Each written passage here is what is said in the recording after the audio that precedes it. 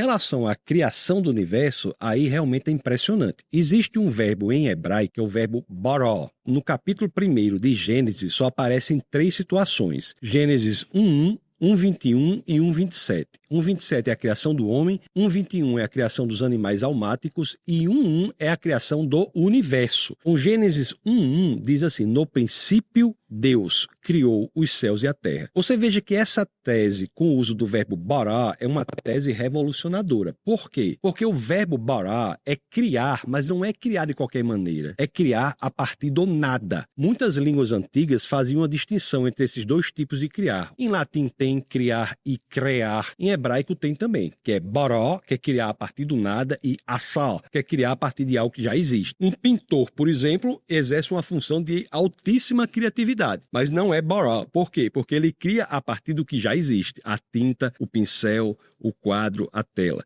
Então, bara é criar a partir do nada. Veja que a ordem é interessante, ó. Princípio, tempo, céus, espaço, terra, matéria. O tempo pode existir sem o espaço, mas o espaço pressupõe a existência do tempo. Isso, a ciência explica isso. Explica isso. A matéria pressupõe o espaço. Essa tese de que tudo veio existir a partir do nada, ela ficou única da Bíblia por mais de 30 séculos. Todos os demais livros diziam que o universo existia desde sempre, até que, em meados do século passado, por exemplo, a ciência se rendeu à Bíblia, ao dizer que o universo veio existir a partir do nada. Ou a teoria do Big Bang, que a gente está falando de origem do universo aqui, é a rendição da ciência à teologia. A teoria do Big Bang, quando vem dizer, como as escrituras estavam dizendo há mais de 30 séculos, de que o universo e tudo que existe veio existir a partir do nada. Peraí, Cássio, desculpa. Dá pausa ali, por favor. A maioria levantou a mão. Cássio, obrigado, amigo. Alto nível suas colocações. Era assim. Palmas para Cássio ali.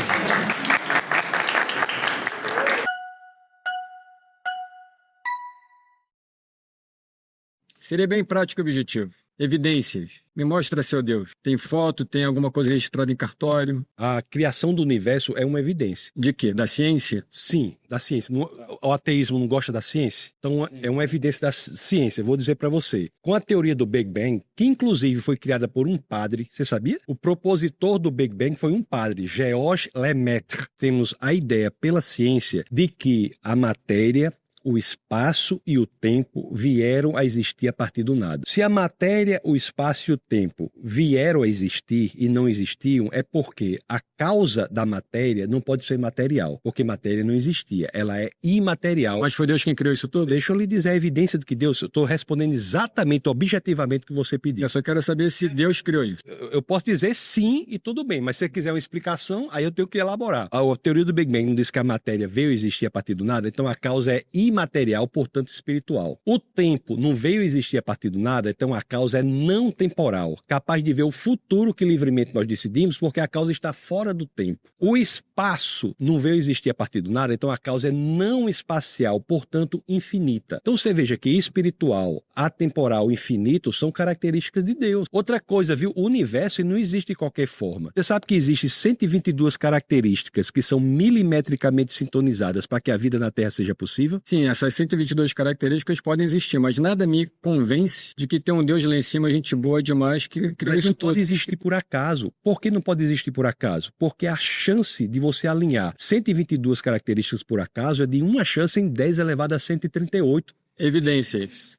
Sim, princípios, por exemplo, o nível gravitacional, transparência atmosférica, nível de oxigênio no ar. Essas 122 características têm que estar milimetricamente sintonizadas para que a vida seja possível. A chance disso ser por acaso é de uma chance em 10 elevado a 138. Existe um princípio da matemática, a não ser que a gente não concorde com a matemática. Existe um princípio da matemática chamado... É aí que você me convence falando de matemática. Concordo com Você da área de matemática? Eu acho matemática maravilhosa. Exato. Então existe um princípio da matemática chamado princípio de Borel. O que é que o princípio de Borel diz? O princípio de Borel Israel diz que uma chance em 10 elevado a 50 é impossível. Eu estou falando que para as 122 características serem alinhadas por acaso, é uma chance em 10 a 138. A matemática já diz que uma chance em 10 a 50 é impossível. Uma chance em 10 a 51, 10 vezes impossível. Uma chance em 10 a 52, 100 vezes possível. 50 vezes possível. Então, assim, não é isso? Concordou? Porque matematicamente, é impossível nós termos um universo da forma que temos, em que a vida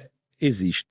Exatamente. Então, assim, sua verborragia é muito interessante, muito bonito, só que você não me explicou exatamente. Verborragia eu acho um termo tanto agressivo. Eu estou lhe mostrando aqui argumentos com base nas evidências e na matemática. Sim, claro. Eu acho que verborragia é uma expressão já de uma agressividade desnecessária. Não foi isso que eu queria dizer.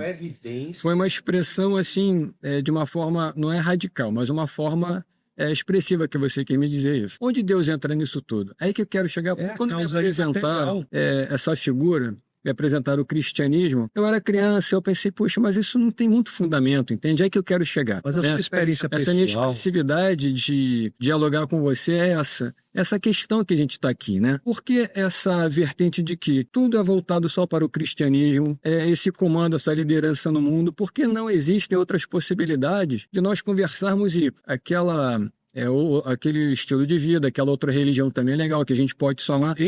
Só porque essa imposição feita pelo cristianismo de que tudo a gente temos que servir, né, a um Deus que nós ateus não acreditamos nisso. E por que a imposição de que não existe um Deus? Porque eu acredito exatamente nisso pelo fato de que... Porque essa imposição tão brutal de que não existe Deus. Eu posso chegar para esse microfone e falar, microfone, por favor, eu preciso de um emprego, você me ajuda, porque está tudo aqui dentro. Eu tenho um Deus interior que tudo sabe, que tudo vê, que tudo resolve. Eu não preciso olhar para cima e me rebaixar, sendo que eu sou uma entidade, você é uma entidade, todos nós somos uma entidade. Então nós temos poderes superiores e não ficarmos abaixo de alguém que se diz superior, que foi criado. Fique à vontade. Isso só é possível fazer, inclusive, no cristianismo. Que em outros lugares, se o senhor for ter uma visão muito diferente, só vai ser torturado. O cristianismo lhe dá essa opção. Discordo de você, de repente outras religiões não. Em nenhum momento... São mais amáveis, digamos, né? Em nenhum momento eu estou dizendo que o senhor não pode fazer isso. Eu defendo que cada um vai viver da forma que entender. O que eu estou dizendo aqui é que há evidências na origem do universo para Deus. Essa é a questão. Que um Deus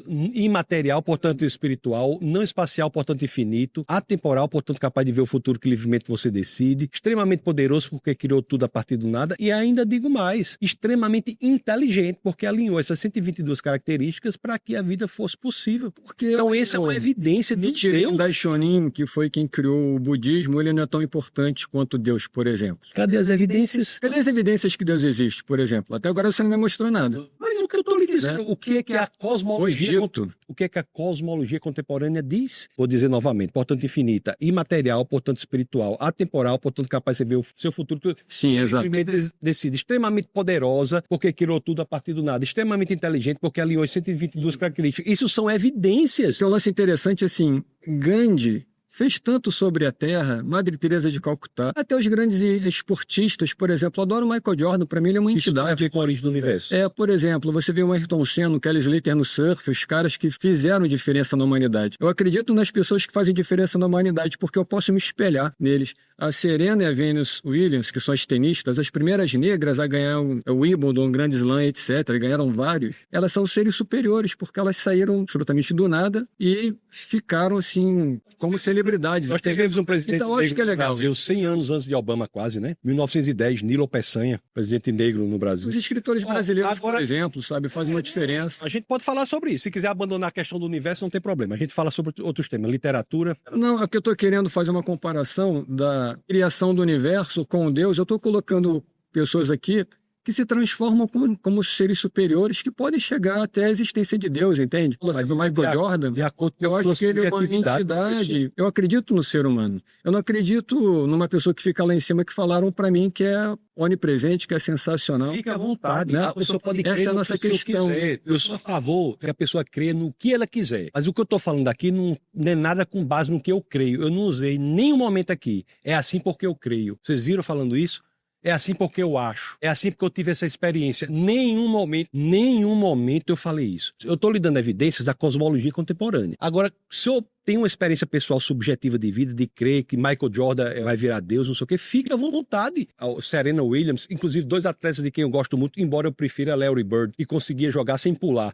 Podemos falar sobre basquete daquela época, mas se for falar sobre o universo com bases em evidências, não que eu creio, eu não tenho nenhuma crítica à sua crença pessoal. Agora me falaram, quando eu era criança, tinha um carinha lá em cima de barba branca, com um avental branco, etc., com uma sandália de hippie. Eu tô dizendo que a causa é imaterial. Ele pegou umas pedrinhas e jogou no universo e fez Saturno, fez Plutão. Eu falei, puta, não é possível que alguém tá me contando essa história, entende? Isso não tá na Bíblia, né? Não, claro que não. Isso tá nas vozes da minha avó Manuela, que me apresentou o catolicismo. Eu falei, não é Mas possível. fez em amor, né? A nossa questão aqui é entrar num consenso a partir disso, entende?